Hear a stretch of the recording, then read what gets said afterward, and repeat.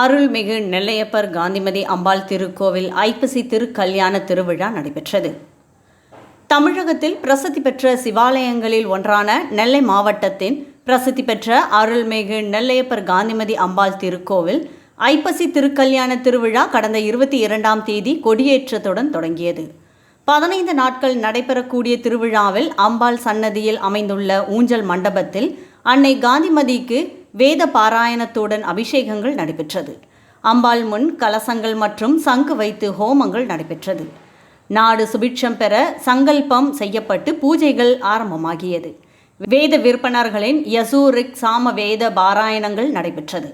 அம்பாளுக்கு மாப்பொடி, மஞ்சள், வாசனை பொடி, பால், தயிர், பஞ்சாமிர்தம், தேன், நெய், இளநீர், கற்பஞ்சாறு, நார்த்ததை சாறு, வில்வசாறு, அன்னம், விபூதி மற்றும் சந்தனத்தால் அபிஷேகம் நடைபெற்றது. நிறைவாக சங்காபிஷேகமும் கும்பாபிஷேகமும் நடைபெற்றது. இதில் ஏராளமான பக்தர்கள் கலந்து கொண்டு அம்மன் அருளை பெற்றுச் சென்றனர்.